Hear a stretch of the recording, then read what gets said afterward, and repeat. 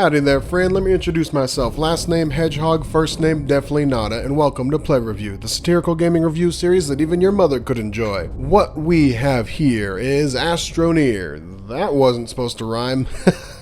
Anybody who's been watching me for any amount of time will know my videos usually contain two distinct things. One of those being a well-written script, the second being a green screen. Well, considering I am wildly behind schedule, partly because I got a new computer, I moved a week ago, and I got COVID immediately afterwards, but mostly because people keep asking me to play Fall Guys with them. This script has to be a bit of a rush job. As far as that second part though, instead of using a green screen, I will be using a screen that is green. This one's definitely easier to utilize, but this one potentially gives me more creative freedom with future videos and maybe even live stream shenanigans. But I'll be keeping this thing in case this doesn't go as well as I hope it does. Yeet. About this empty space behind me, I plan is a very strong word. I intend for this to be used for decorative purposes in the future. Fingers crossed I stay motivated to follow through with that statement. Man, am I supposed to be talking about Astroneer? Have you ever wanted to play Minecraft, but in space? God, I hope I come up with a more creative title than that. That was always an option. Galacticraft came out like 5 years before Astroneer did. Also, I kind of sounded like Tim Curry there for a second. I shall escape to the one place that hasn't been corrupted by capitalism. Space! Space! I wonder if I should make a video on that game. Comment down below if you've ever even heard of Command & Conquer Red Alert 3. Wow, this video is off to a terrible start. Astroneer is a survival horror game. Wait. That's not right. Astroneer is a survival and exploration game that has you play as a funny spaceman wandering around procedurally generated environments, gathering resources in order for you to survive and eventually thrive in the harsh conditions of the galactic frontier. I made it sound way more intense than it actually is. Now, in terms of procedural generation, using the word environment isn't really doing it justice. These are procedurally generated planets, and you can explore every inch of these suckers from top to bottom. See these guys floating around in the sky? They're not just decorations. You can go to any one of them. Actually, you'll have to go to, I think, all of them at some point. Each of these planets has their own unique quirks and characteristics, but something they all have in common is a North Pole, a South Pole, and a planet core. And with the godlike power of this terrain tool, you can explore any bit of them you want. Whether that be on the surface or underground, nothing could stop you from hoovering up entire ecosystems in a matter of moments. Well, nothing except gravity, suffocation, or evisceration by exploding flora. But you know, minor details. Now that I really think about it, comparing it to Minecraft doesn't really pan out, because there's more differences than there are similarities. Similarities? Why am I struggling with this word? I mean, the biggest one is there's no hostile creatures in this game. There's actually very little threat to you in general. If you abandon your little spaceman out in the wilderness while you go use the restroom and absolutely wash your hands every single time, right? Yeah, I'm talking to you, nephew. You know who you are. There's nothing that's going to be a danger to you besides being slightly too far away from one of your own oxygen tethers, because then this poor character has to sit there a few feet away from the breath of life, slowly suffocating, unable to do anything but wish for a quick death to end his torment. And when you do die, you just spawn back at your base, but now you're saying to yourself, oh no, all of my stuff, whatever shall I do? How about you open your compass that tells you exactly where your backpack is and just go recover your crap?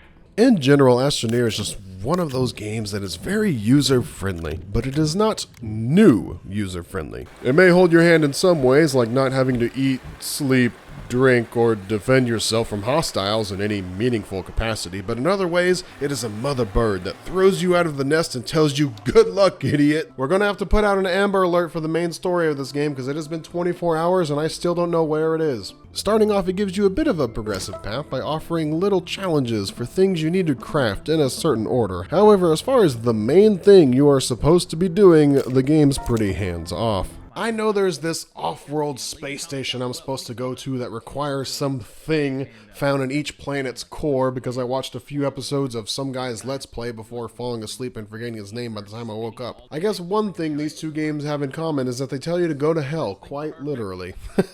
I've seen Journey to the Center of the Earth. Well, I've seen half of it. I might have fallen asleep during that too. But I've seen enough to know planet cores ain't no nice neighborhoods, okay? For all I know, Brendan Fraser got eaten by that T-Rex. Whatever, so I need to get to the center of this planet to get something, to do something on a space station at some point. Well, how do I do that? Well, I could just straight up dig down the old-fashioned way. That whole never dig straight down nonsense from Minecraft couldn't possibly apply to Astroneer as well, right? Or I could work smart by gathering a whole bunch of resources and research to unlock a special space rover that has a big old drill and auto ground leveling device to bore my way down there with the assistance of modern and efficient technology. Well, seeing as I used to be a highly trained and educated member of the United States Corps of Engineers specializing in horizontal construction, it is easy to guess what option I went with.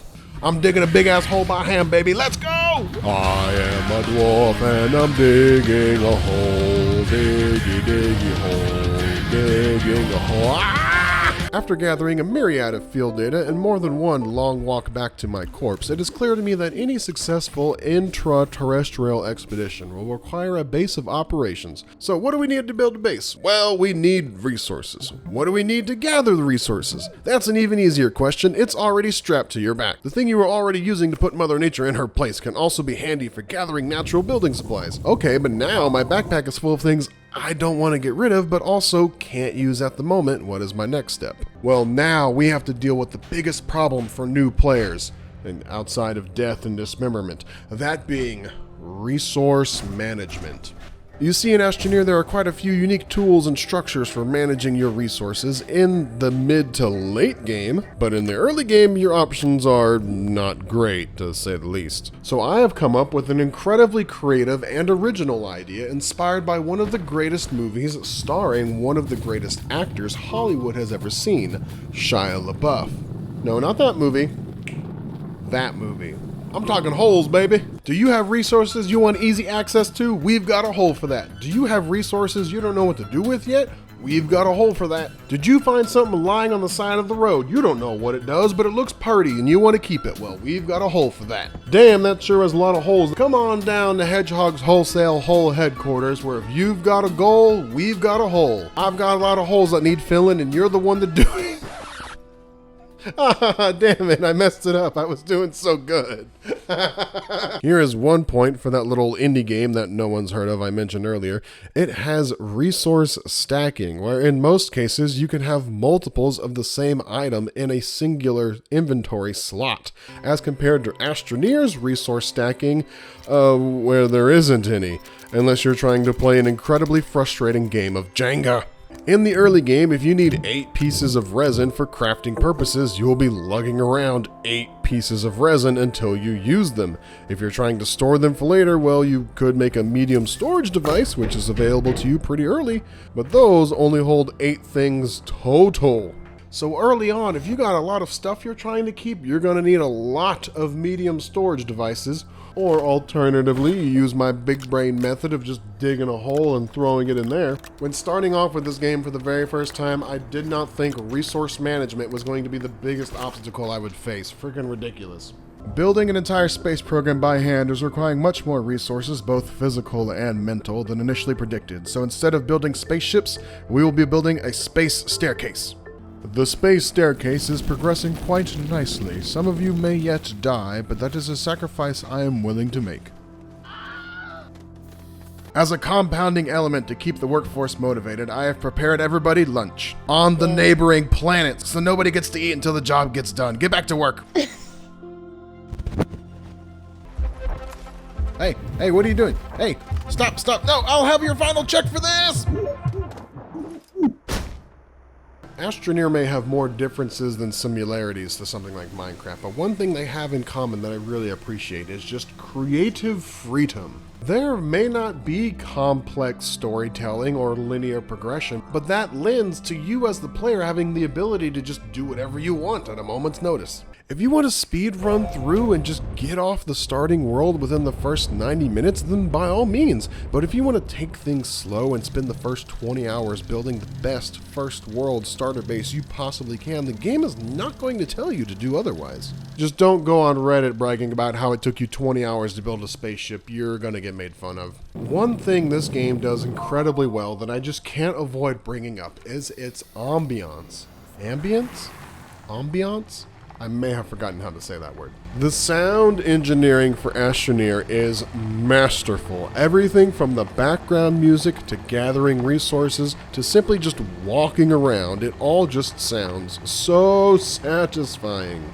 So many games nowadays are judged by how fun they are to play or how fun they are to watch somebody else play, but this game has got to be a top contender for games that are just fun to listen to someone else play. Like, I think just having a 10-hour long loop video of someone playing the background while I try to go to sleep or do the dishes or maybe both at the same time, you don't know me, would be one of the most satisfying things on the internet because all the sounds in this game are just so wonderful and peaceful to listen to.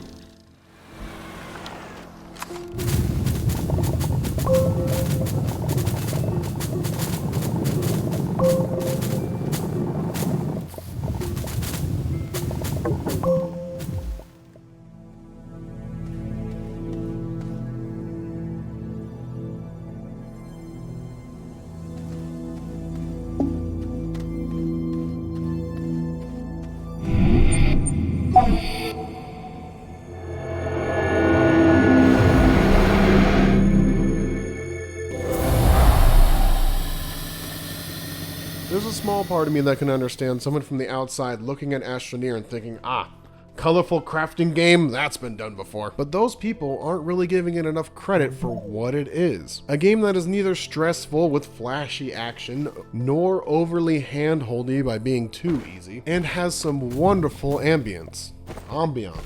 Dang it, still don't know how to say that word. So if you're someone looking to play Minecraft but in space, well, if you're on PC, you already know the answer to that. But if you're a console player, is Astroneer the game you're looking for? I don't know, maybe. What I do know is I am definitely not a hedgehog. This has been Pleb Review. Thank you so much for watching. I sincerely hope you enjoyed the video. If you did, please drop a like and subscribe for more. And until the next one, this is not goodbye for good, just goodbye for now.